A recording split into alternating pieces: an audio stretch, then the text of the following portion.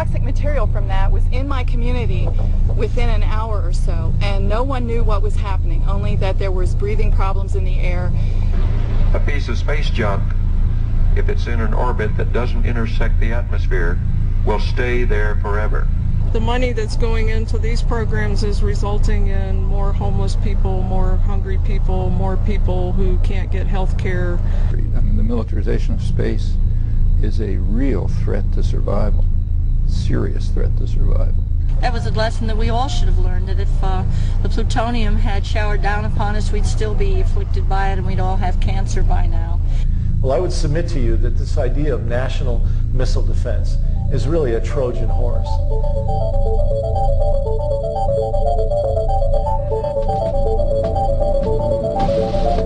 T-minus 15 seconds.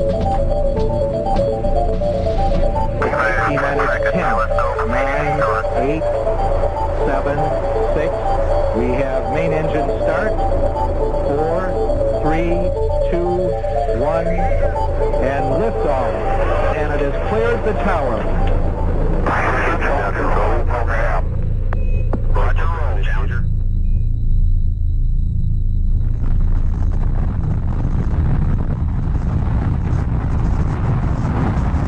The glory days of NASA are over. Today, the military-industrial complex is marching towards world dominance through space technology on behalf of the global corporate interests. To find out how and why the space program will be used to fight all future wars on Earth and from space, it's important to go back in time to understand how the public has been misled about the origins and true purpose of the space program. If we really want to understand what's going on in space today and what's happening with the plan to put weapons in space, I think it's instructive to go back and understand the origins of the U.S. space program. And to do that, you have to go back to Nazi Germany. Hitler recruited a brilliant young rocket scientist by the name of Wernher von Braun, who had a weekend rocket club, to come to work for the Nazis to build the V-1 and V-2 rockets that were used to terrorize the cities of London and Paris and Brussels towards the end of World War II. And for von Braun and his team, they set up along the Baltic Sea a place called Peenemünde. It was a research and development center for the Nazi rocket operation. And to this place at Peenemünde, the Nazis brought thousands of Jews and French resistance fighters to serve as prisoners, essentially slaves, to build this production effort. Well, the British found out about it, went in and bombed the entire operation. And so the Nazis said, we've got to move to a more secure location. And down inside of central Germany, there's a mountain chain called the Harz Mountains. And in that mountain, there's a huge tunnel where the Nazis were storing military hardware. Well, they cleared the whole thing out, moved the entire rocket operation into the tunnel, named it Mittelwerk. And just outside the mountain tunnel at Mittelwerk, the Nazis built a brand new concentration camp called Dora. And to Dora, the Nazis brought 40,000 Jews, gypsies, French resistance fighters, homosexuals, communists, even a black American GI were brought there to serve as slaves for the operation. Well, inside the mountain tunnel, the slaves began to sabotage the operation. They left screws unturned. They urinated on the wires, so that when von Braun and his team were launching the rockets, they were going haywire. And so they sent their team in to find out who was doing this. They identified 100 of the slaves and summarily hung them in front of everyone as a warning that you will not interfere with this operation. Well, eventually the Allies even closed in on this place too. And on the day that they did, von Braun and his team fled for the hills, knowing that if they were captured here, they would be accused of crimes against humanity. One of the first to arrive at this place was an 18-year-old American GI by the name of Hugh Carey, who later became governor in New York State. And he said when they arrived, what they discovered lying at their feet was thousands and thousands and thousands of dead bodies. And come to find out, 25,000 of the 40,000 slaves at this place perished at the hands of the Nazis. Well, you know, immediately after the war, the U.S. and the Allies created the Nuremberg trials, at which time we brought the Nazis to justice for their crimes against humanity. But 1,500 of the top Nazis never went to trial. They were smuggled into the United States by the U.S. military under a program called Operation Paperclip, smuggled in through Boston and West Palm Beach, Florida. And Wernher von Braun and his rocket team, 100 of them, along with 100 copies of the V-2 rocket, were sent to Huntsville, Alabama, where von Braun became the first director of NASA's Marshall Space Flight Center. What's interesting is the other 1,400 Nazis. Who were they? Well, some of them were brought to the United States to work for the CIA. Others were brought to the United States to do the LSD drug experiments and the MK Ultra mind experiments during the 1960s, where people were jumping out of windows. Some of the Nazi scientists that in Germany had been taking Jews and putting them in freezing temperatures to see how the body would react to that were sent to Wright-Patterson Air Force Base in Ohio and were put in charge of the U.S. military flight medicine program. And so when you take 1,500 of the top Nazi scientists and essentially seed the military-industrial complex, the question I have is, do they bring with them an ideological contamination? Well, not only did von Braun go to work for NASA, but the guy that was in charge of the V-2 flight test program up at Peenemünde along the Baltic Sea, a guy by the name of Kurt Diebes, became the first director of the Kennedy Space Center in Florida. And then the man that recruited von Braun, Major General Walter Dornberger, the guy that was sent by Hitler to recruit von Braun to come to work for the Nazis, he became vice president of Bell Aerosystems Corporation in New York that made its riches building the helicopters for the war in Vietnam. In fact, when NASA was created, the U.S. military freaked out. You're going to have a civilian space program? You can't do that. The military has to be in charge of space. Oh, don't worry, the military was told. From the first day, we're going to have a NASA oversight committee that ensures that the Pentagon controls the space program. And Major General Walter Dornberger, the Nazi that recruited von Braun, was appointed to that NASA oversight committee. In fact, in 1958, Dornberger testified before the United States Congress, saying that America's top space priority should be to, quote, conquer, occupy, keep, and utilize space between the Earth and the Moon. And in fact, later on in a speech before a national missile industry conference, Dornberger told the assembled, "Gentlemen, I didn't come to this country to lose the Third World War. I lost two already." And then finally, the man that was in charge of production at Mittelwerk inside the mountain tunnel there in Germany, Arthur Rudolph, he became the first project director of the NASA Saturn V rocket program that took the United States to the moon. And so these are the essential origins of the U.S. space program. And so when we hear this slogan, Master of Space, that is on the building of the U.S. Space Command headquarters in Colorado Springs at Peterson Air Force Base, do we not find an ideological similarity between Master of Space and Hitler's slogan, Deutschland über alles, Germany over all? Well, what were the major implications of the Space Act? They simply said that we were to pursue the development of activities in space for the benefit of all mankind.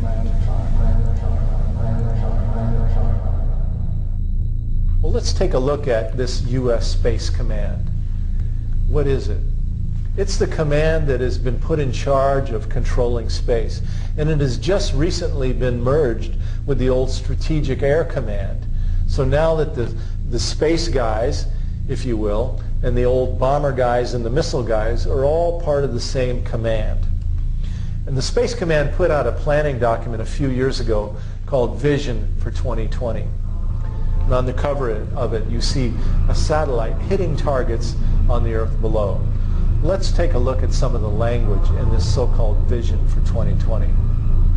The Space Command says that in the future, because of corporate globalization of the world economy, they expect that there's going to be a widening gap between the haves and the have-nots, between the rich and the poor all over the world. And as a result of that, the Pentagon predicts that there's going to be more and more regional instability around the world because people that are under the boot of these multinational corporations are going to organize. They're going to try to organize unions. They're going to organize to get these corporations from controlling their governments. And the Pentagon says, you know, we can't put a Marine on every single street corner of the world to suppress these populations.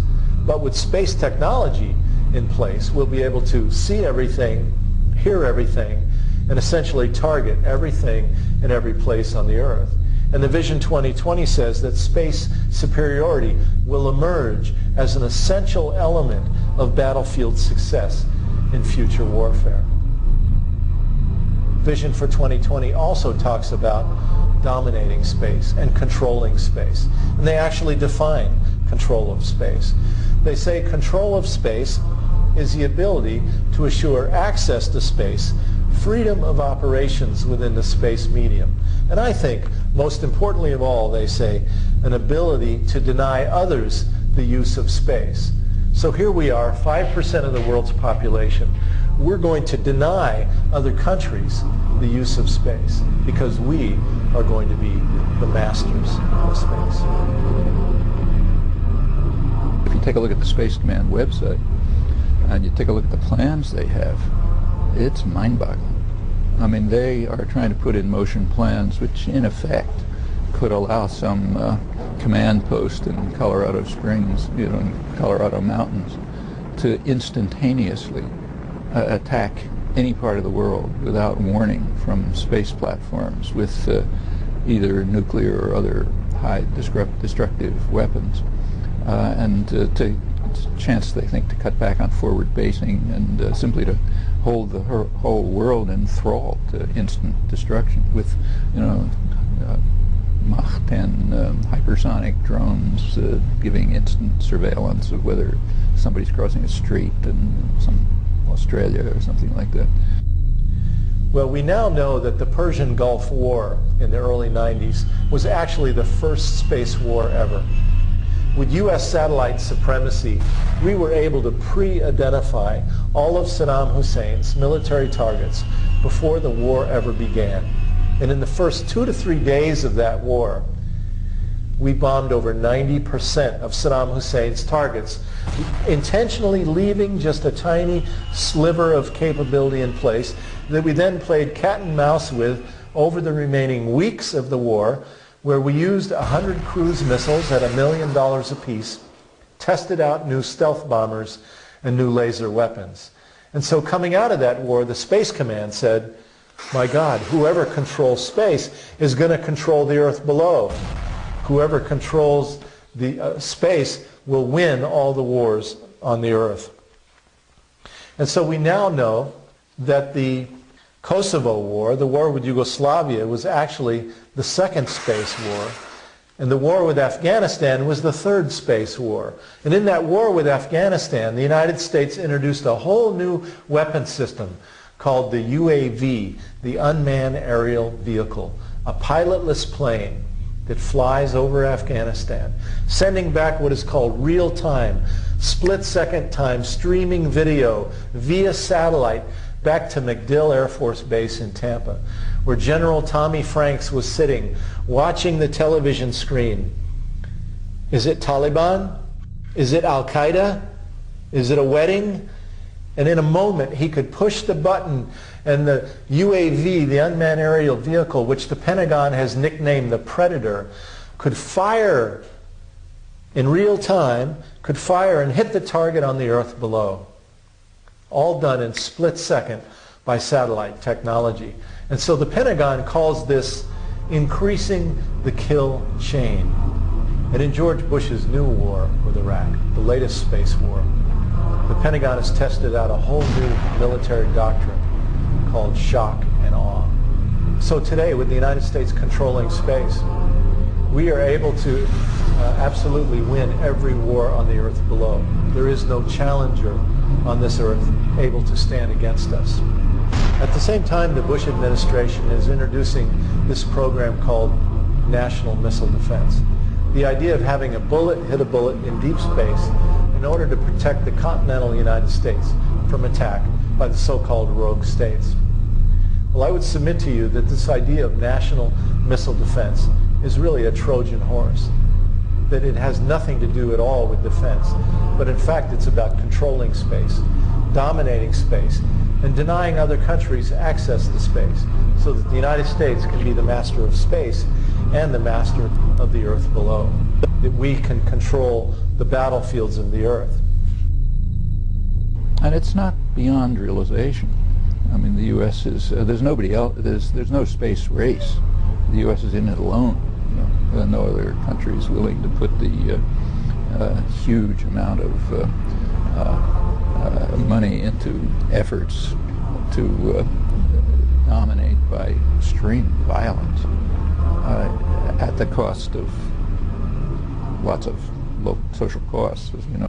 The American people are being asked to turn over the national treasury to the Pentagon because so-called missile defense will literally cost us hundreds and hundreds and hundreds of billions of dollars. And how will we pay for this? Through cuts in education, health care, job programs, environmental cleanup. This is the way the Bush administration and their allies, their corporate allies, their aerospace allies, who view space as a new market, this is how they intend to pay for these programs. But besides this idea of national missile defense that they say will protect us from attack by the rogue states and from even China, China who today only has 20 nuclear missiles capable of hitting the United States. Besides national missile defense, though, there's a whole new program underway, and it's called theater missile defense, TMD. And the idea of theater missile defense is you don't wait until the missiles get way up into deep space. You forward deploy your systems and surround this so-called offending rogue state and try to hit their missiles immediately after they're launched in what's known as its boost phase. And so today the United States is moving to deploy theater missile defense in the Middle East and in the Asian Pacific region. We're going to put theater missile defense on Navy ships, Aegis destroyers that are made at Bath Iron Works in the state of Maine. And on these Aegis destroyers, they will be outfitted with interceptor missiles that will be deployed throughout the Asian Pacific region. In addition to the Aegis destroyers, the United States will also deploy theater missile defense on trucks, ground-based launchers, and also on the airborne laser, a converted Boeing 747 with a laser beam on its nose, flying 24 hours a day, 7 days a week, over this so-called offending area. Now, when I started thinking about this, China has 20 nuclear missiles capable of hitting the United States. If you've been to Walmart or Kmart anytime recently, you know we're China's very best customer. Is China going to attack its best customer, knowing that we have 7,500 of our own nuclear weapons that we could hit them back with? It just doesn't make sense. But then I found an article in the Washington Post a while back called "For the Pentagon, Asia Moving to the Forefront." And the article says that we are going to manage China. The United States is going to manage China. The article says that we're going to double our military presence in the Asian Pacific region. In fact, we're now lengthening and widening the runways on Guam and Wake Island in the Pacific to handle the B-2 bombers. And also, we're now pre-positioning cruise missiles on Guam. And we're going to deploy theater missile defense systems in Japan, what we now call our unsinkable aircraft carrier, where today we have 40,000 U.S. troops deployed. And right next door to Japan, and South Korea, where we have 40,000 U.S. troops deployed, and where Bush is now heating up tensions between the United States and North Korea, we're going to deploy theater missile defense in South Korea, which will only anger the North Korean government even more, making them feel like we are closing in on them and that they must respond by escalating their own military hardware. We're going to deploy theater missile defense 90 miles off the coast of mainland China in Taiwan, which will make China feel like they've got to respond and they've got to go now and build more nuclear missiles to meet this growing threat. You know, after 9/11, I began to look at this whole map of this Asian Pacific region a lot differently. Previously, I was just looking at the coastal region along China's coast, where the United States is talking about deploying these theater missile defense systems. But after 9/11, I now look at China's inland border, an area that we now call Central Asia. We know a lot more about it today. We know that the United States has set up bases now in this Central Asian region, and that, as President Bush has said, we're going to be there a long, long time.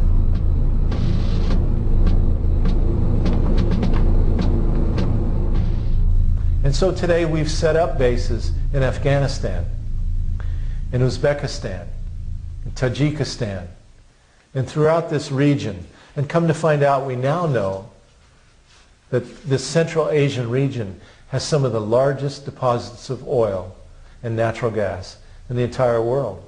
Uzbekistan has the largest gold mine in the entire world. So clearly, this response from 9/11 to go to war with Afghanistan and to take over Afghanistan, I would submit to you, is part of a larger geopolitical strategy now underway. What gives me confidence in saying that is that I recently read a book by former National Security Advisor to the Carter administration, a guy by the name of Zbigniew Brzezinski. And the book is called The Grand Chessboard. And in that book, Brzezinski has two very important graphs. One of those graphs shows oil pipelines coming through Afghanistan, taking the oil into ports in the Arabian Sea, where U.S. oil corporations could then move it to Asian Pacific markets that are expanding now and demanding more oil.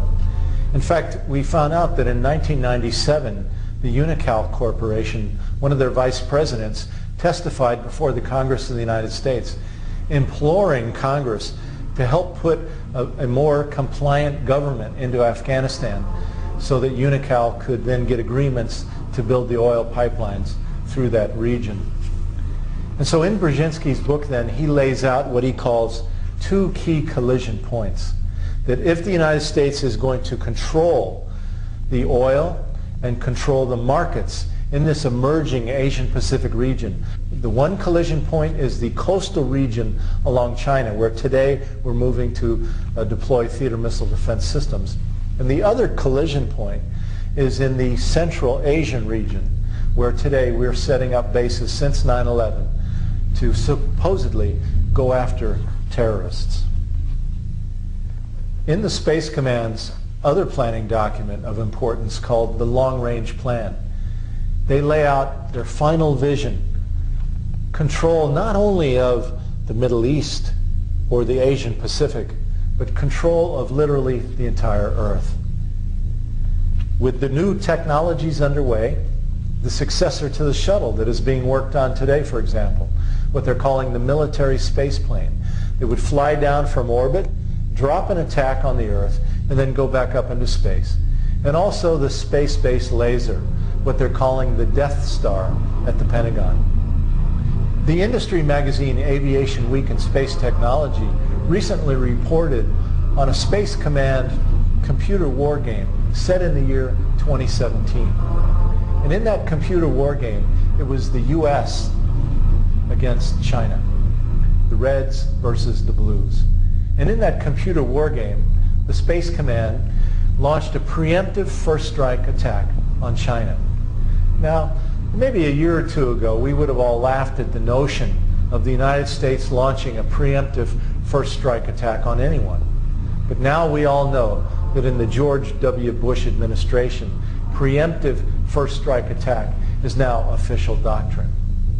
And so in that computer war game, the United States launched a preemptive first strike attack on China, using as its first weapon the successor to the shuttle, the military space plane that flew down from orbit, dropped an attack on China, and then went back up into orbit again. And then the second attack in that computer war game was none other than the space-based laser.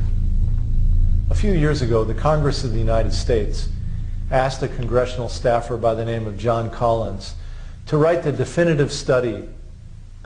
How's this whole thing going to work? And his report to the Congress is a book called Military Space Forces, the Next 50 Years. The interesting thing about the book is that in the foreword of it, the section where people recommend it, it is signed by the likes of Senator John Glenn, former Congressman, now Senator from Florida, Bill Nelson, and other leading politicians. And one of the most interesting things in this book is that the author says, whoever controls the Earth-Moon gravity well will control who gets on and off the planet Earth.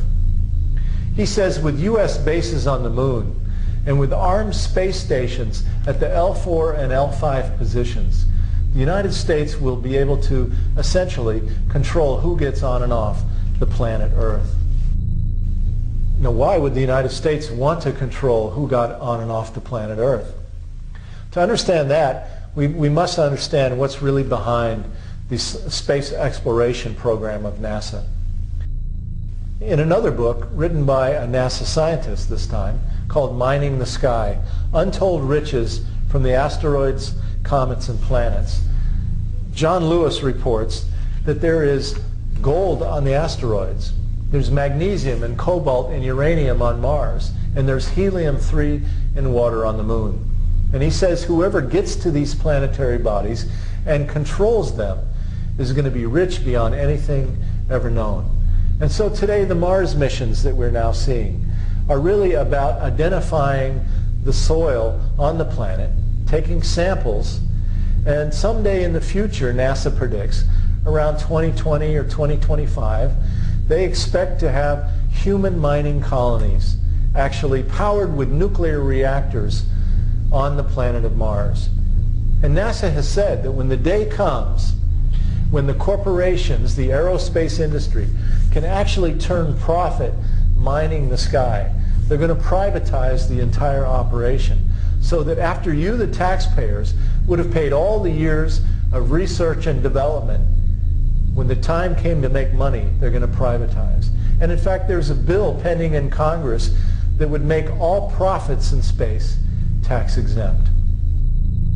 But there is one problem. It takes a year to get to Mars. They say so long that an astronaut's body would turn to jello because of space radiation. And so NASA's been looking at ways to get to Mars quicker. And the Bush administration has come up with a new program called the Nuclear Systems Initiative, a $3 billion research and development program to create a whole slew of nuclear projects for the future, including Project Prometheus, a nuclear rocket with nuclear reactors for engines to cut in half the amount of time it takes to get to Mars. And so what we are now witnessing is that NASA and the Department of Energy and the Pentagon are working together to move nuclear power into space. Returning to the book Military Space Forces for a moment, in that book, the author tells Congress that fundamentally none of these plans for space will work without nuclear power. He says nuclear reactors thus remain the only known long-lived compact source able to supply military space forces with the kind of multi-megawatt power they're going to need. Larger versions, he says, of these nuclear reactors could provide power for things like space-based lasers, neutral particle beams, mass drivers, and railguns. Nuclear reactors, he says, must support major bases on the moon until better options yet identified are found. And I think very interestingly, he says this: safety factors rather than technological feasibility will remain the principal impediment to nuclear power in space unless officials can convince influential critics that risks are acceptably low. In 1989, I organized a demonstration at the Kennedy Space Center in Florida, one of many that I've done over the years.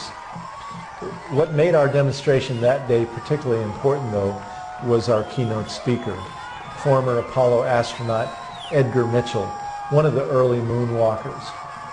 And in that demonstration, Mitchell said that we cannot allow the Pentagon to put weapons in space. In fact, he said we can't even let them test weapons in space, because even the testing process will create so much more space junk, orbiting debris in space, that we will not be able to get a rocket off the planet Earth, because we will create essentially a minefield surrounding the planet, and that we will be entombed to the Earth below. If we have a war in space in the vicinity of the Earth, it will be the one and only. There will never be a second war in space, and let me tell you why. It only takes a simple calculation to determine this, and all aerospace engineers know what it is. It's been studied many times. You do not need but a few million pounds of matter in space, broken up into tiny pellets, 1 gram size, to make the near regions of space totally uninhabitable from the debris. Space is the most environmentally sensitive area we have around Earth. On the oceans, a beer can sink to the bottom, be covered over with silt, and in a few generations will return to the Earth. It'll disintegrate. A piece of space junk, if it's in an orbit that doesn't intersect the atmosphere, will stay there forever. There is no way to clean it up. We explode a few pieces of equipment up there. 8 million pounds, that is the size of one Saturn Apollo launch vehicle, what I went to the moon on. You break up 8 million pounds into 1 gram mass and let it distribute throughout the first 1,000 kilometers of space. And no spacecraft can survive in space more than a few days. Future generations will be precluded from using space at all. And being able to get out to deep space, it will be like swimming through a piranha-filled river or running through a hail of bullets to get into outer space. It doesn't seem sensible to me that in the first 100 years of using that environment, presumably for our betterment, we take decisions and commit acts that preclude all future generations from a proper use of that environment. Come to find out today, there are over 110,000 pieces of space junk orbiting the Earth at 18,000 miles an hour. So many that they recently had to move the International Space Station to another orbit to get out of the way of the coming space junk. The space station that originally was going to cost taxpayers $10 billion, and now today is now costing us $100 billion, could have been smashed to bits by this space junk.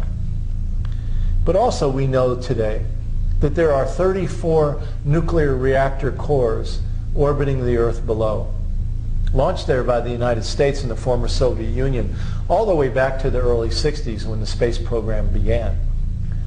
These nuclear reactor cores are powering military satellites orbiting the planet. But several of them have fallen back to Earth, including a terrible accident in 1964 of a U.S. military satellite with 2 pounds of plutonium on board. It was called SNAP 9A. It burned up on re-entry, spreading the plutonium globally to be ingested by the people of the Earth into our lungs and to be passed on through our reproductive organs for generations after generations to come. One of the founders of uranium, Dr. John Goffman at Lawrence Livermore Labs in California, studied that particular accident and believes it's one of the major contributors to the increased cancers around the Earth today. And now the Bush administration is contemplating a dramatic escalation of the launching of nuclear materials into space. Mars missions with little rovers driving around, powered by plutonium-238. Nuclear rockets and nuclear-powered mining colonies on the Moon and Mars and other planetary bodies. And what about the laboratories at the Department of Energy labs across the country as they're fabricating these plutonium devices? Will we see a growing contamination at these laboratories and amongst the workers? Well, the answer is absolutely yes. And in fact, in 1997, when Cassini was launched, and our organization organized a global campaign against the launching of 72 pounds of plutonium-238 on board the Cassini spaceflight. We found out that between 94 and 96 at Lawrence Livermore Labs in New Mexico, there were 244 cases of worker contamination reported as they were fabricating the generators for the Cassini mission. So it's not just some theoretical possibility that there might be an accident on launch that could cause contamination. The sheer processing and fabrication of these space devices is killing people already. But if we learned anything from the Challenger and Columbia shuttle accidents, it's that space technology can and does fail. And as we all witnessed on television, that wide debris field as the Columbia burned up on re-entry, this should be a warning to us that launching nuclear power in space could contaminate massive, massive parts of this country or another country on this earth.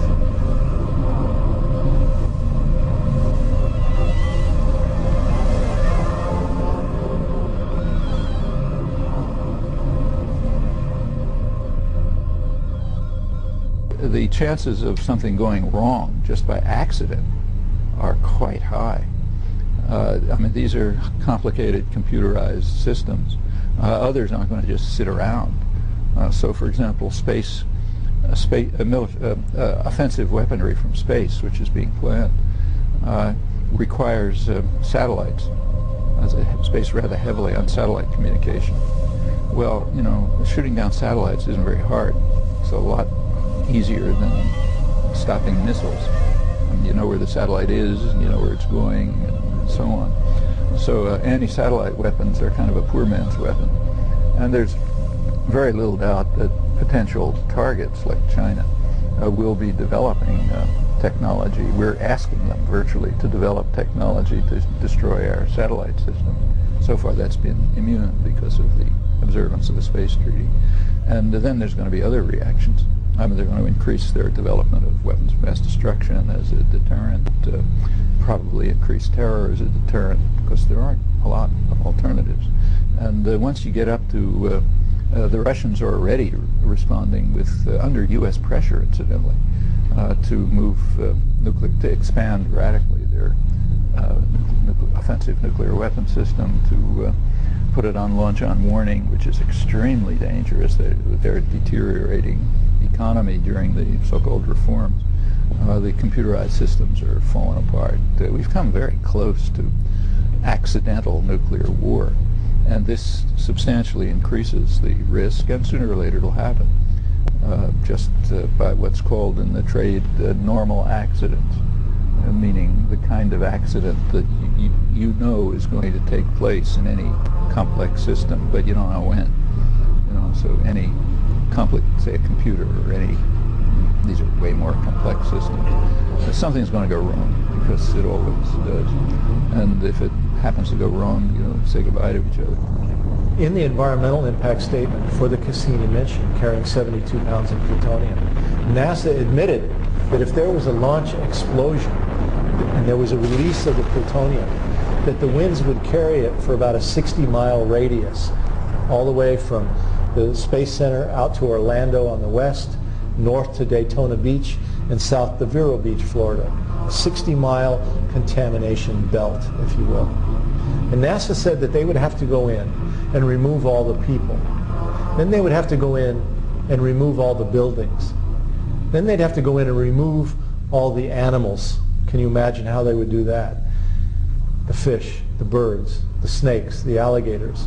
Then they would have to remove all the vegetation and ultimately remove the top half-inch of soil, because everything would be radioactively contaminated for thousands of years. they would have essentially created a nuclear wasteland. A couple of years ago, NASA had a launch accident at the Cape, the Delta rocket. The toxic material from that was in my community within an hour or so, and no one knew what was happening, only that there was breathing problems in the air.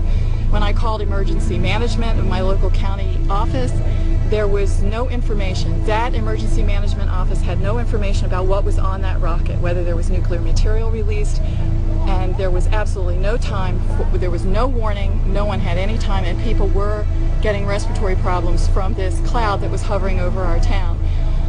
They have absolutely no plans to protect us from any kind of nuclear explosion at the Cape, and I'm very, very concerned for my community. And so that's why this nuclear systems initiative of the Bush administration is so dangerous, because they're now contemplating a dramatic expansion, dramatic escalation of the numbers of launches. It's like playing Russian roulette, putting a bullet in the chamber and pulling the trigger. Eventually, one of them is going to go off. I mean, the militarization of space is a real threat to survival, serious threat to survival. That's why the whole world is strongly against it. I mean, ever since there is a 1967 Outer Space Treaty, which limits the use of space, it tries to limit the use of space to peaceful purposes. And the last few years, it has been understood around the world that the United States is going to violate it. So there have been efforts at the United Nations, at the UN Disarmament Commission, and elsewhere to try to put some teeth in the Outer Space Treaty, make it put enforcement mechanisms which will prevent the militarization of space. And the U.S. has just been blocking them. Well, after Cassini was launched, it went out around Venus and whipped around Venus, and then came hurtling back to Earth. And it was going to do what's called an Earth flyby, use the gravity of Earth to sling it on out into deep space. Originally, they were going to come in at about 125 miles off the surface of the Earth. And the fear was that the Earth's gravity could pull it in.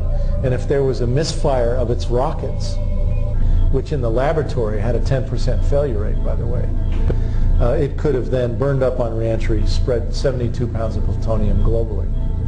It only takes 1 pound of plutonium to essentially give everybody on the Earth a lethal dose. But anyway, because of our protests prior to the launch, NASA moved it out 250 miles.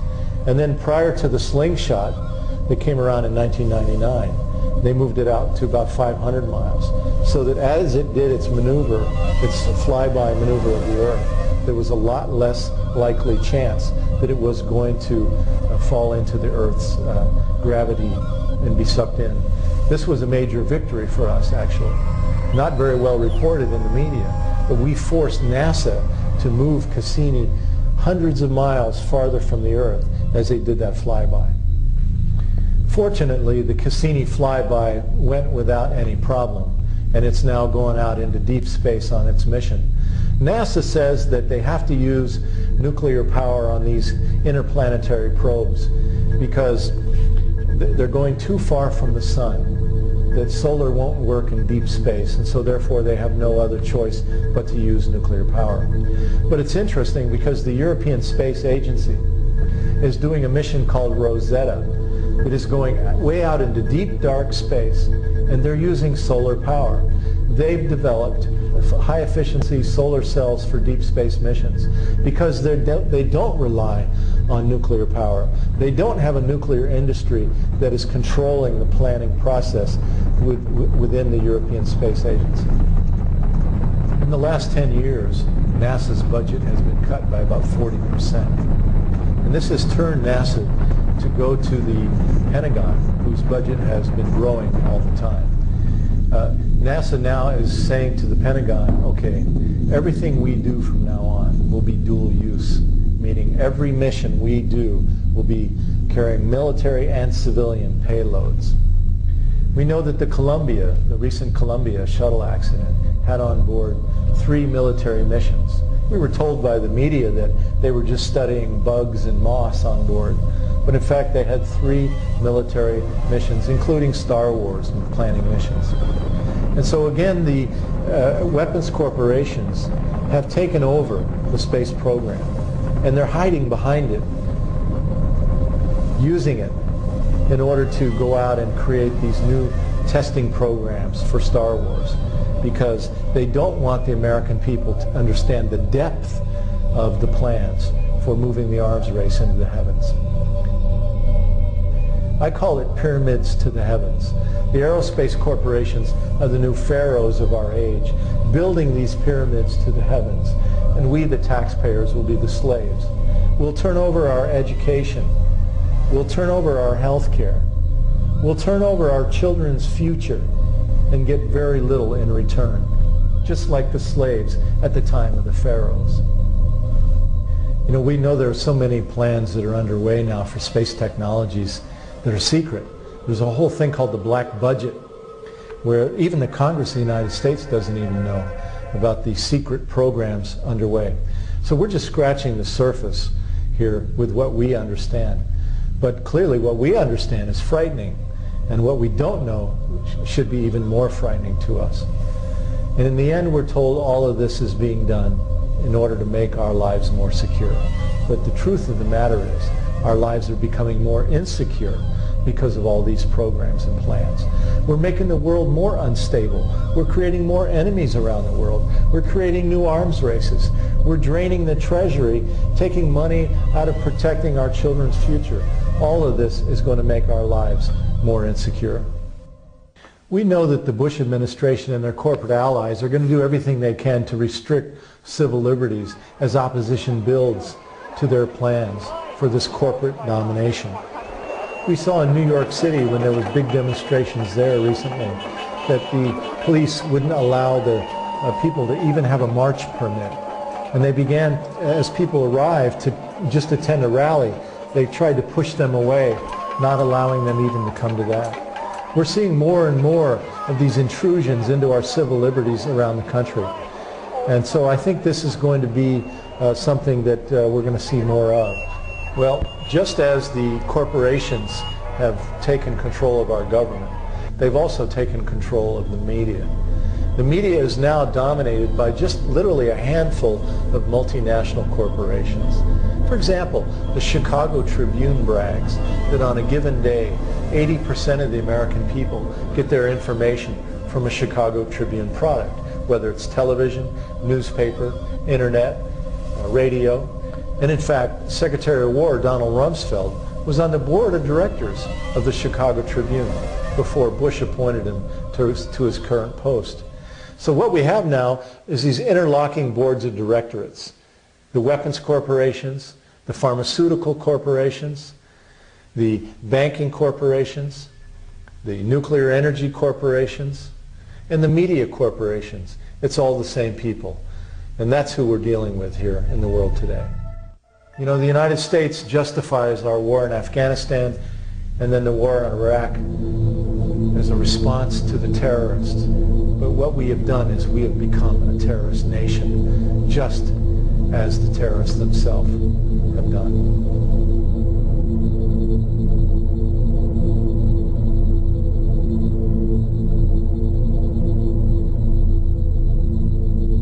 We must acknowledge that today our Congress is essentially under the control of the multinational corporations. You know, when former President Eisenhower, a World War II general, left office in January of 1961, in his concluding speech to the American people, he warned us to beware of the power of the military-industrial complex. He said they were gaining undue influence in the halls of the Congress. And I'm afraid General Eisenhower, President Eisenhower's warning to us has come true. In the councils of government, we must guard against the acquisition of unwarranted influence, whether sought or unsought, by the military-industrial complex. The potential for the disastrous rise of misplaced power exists and will persist. We must never let the weight of this combination endanger our liberties or democratic processes. We should take nothing for granted. Only an alert and knowledgeable citizenry can compel the proper meshing of the huge industrial and military machinery of defense with our peaceful methods and goals, so that security and liberty may prosper together. Keith Glennon recalls President Eisenhower's feelings about space. He was not a space cadet. He used to say, as he'd look over his shoulder and say, you know, Keith, that moon's been there a long time. It's going to be there a great many eons yet. And we'll get there one day, but it isn't necessary we break our necks and break the budget to get there now. Our Congress has been taken over by the big money and by the weapons industry, who want to use our government to further their product, if you will. And their product is war and death and chaos and control and domination around the world. So what can we do? What can the citizens of this country do in the face of this mass undertaking? Well, I think first of all that we have to recognize that we shouldn't have any illusions any longer about our country. We've got to recognize the reality of our times. Each of us individually, we have to accept the fact that our democracy is now under control of these big corporations, this new world order, if you will. And from there, we have to go and educate ourselves more about what is happening in this world. And to take that to our families, and to our neighbors, and to our schools, and to our communities, and share that with others. Because we do have the media under the control of these corporations. And so we can't expect the media is going to do this job for us. It's our job now to become the media, if you will. The UN Disarmament Commission was meeting during the Clinton years. This is session started, I think, January 2001, around then. And for a long time, its main issue was efforts by most of the rest of the world to try to get militarization of space on the table, on the negotiating table, and the U.S. simply blocked it. And for a friend of mine did a database search on it. It was reported abroad, but the only report in the United States that was listed on, standard databases was one small newspaper in Utah reported it. It was all on the wire services, and every editorial office had it on their desk. But you just don't report that the U.S. is blocking global efforts to save the species by preventing militarization of space. It's an extremely dangerous thing.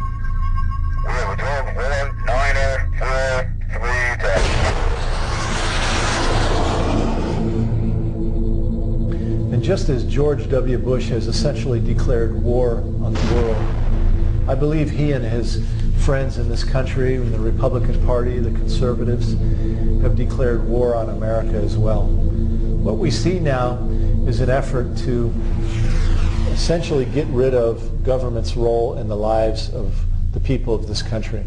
Get rid of education funding, get rid of health care, impose a very mean-spirited justice system upon us, and essentially say the only role of government is to create a military, that the government has no role in the human needs area at all. I think the most interesting thing for us is to answer this question. What is the #1 industrial export of America today? Of course, the answer is weapons. I like to say if it was shoes, we'd have a global marketing strategy. We're going to put a shoe on every person's foot of the world. But when weapons are your #1 industrial export, what is your global marketing strategy? Of course, the answer is chaos, madness, instability. The more there is, the more weapons you sell. Let's look at the Middle East. Today, the United States is arming everyone. We brought the Shah of Iran to power and gave him arms. Saddam Hussein was working for the CIA, and we armed him against Iran. Today, we sell weapons to Egypt, to Israel, to Bahrain, to Kuwait, Jordan, United Arab Emirates, Saudi Arabia, on and on and on. And so now, oh my God, we've got to go into that region and settle it down. We've got to take control because it's chaos, it's unstable. And now I believe that the United States plan is to do the same thing in the Asian Pacific region by putting theater missile defense into Japan, into Taiwan, into South Korea, and on ships and planes throughout the region. China will be forced to respond. North Korea, we're already seeing that they're getting jacked up over this whole thing. And this will create a new arms race that will only benefit the U.S. weapons corporations. Our vision is one called a more perfect union. This vision says all for one and one for all. That we're never secure as long as anyone is insecure. As long as we have poor people sleeping on the streets at night. As long as we have elderly people without health care. As long as we have children whose education system is declining dramatically. Then none of us are safe and secure. And so as we see this Bush war on the world, we are also engaged at the same time as on this war, if you will, for these competing interests and ideologies here in this country. We don't have to agree to let the government spend hundreds of billions of dollars a year on measures which are likely to destroy maybe the species. And people, of course, can't react to it if they don't know about it. But here's where, if a free press was functioning, it'd be all over the headlines. You know, you wouldn't have to look on the Space Command website to find out about it, or read the small newspaper in Utah. There's no assurance that the Bush administration and their friends are going to succeed in their efforts to control our democracy and to control the world. Right now they're moving in that direction, but there's no guarantee they're going to succeed.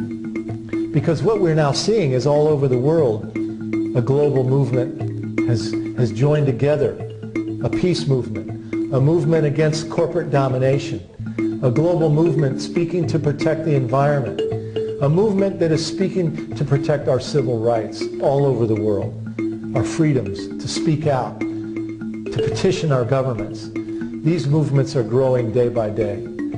So this should give us all hope, but they will only flourish if we help water them, if we become active participants in these global movements, in these global struggles. No one community, no one country can now stop what is happening. No movement in any one country. It's going to take a global movement, people working together all over the world. And I hope you will all become a part of that in each and every way that you can, and each and every day. Find something that you can do, some way that you can participate in this great struggle to serve humanity, not to serve the money, not to serve the greed, but to serve the future generations. I hope you'll join with us. Thank you very much for listening. What do you think about it? Launching plutonium into space? Yeah, it's a good idea. You do? Sure. Yeah. It's what we need to do. We need to do. We need to do. We need to do. We need to do. We need to do.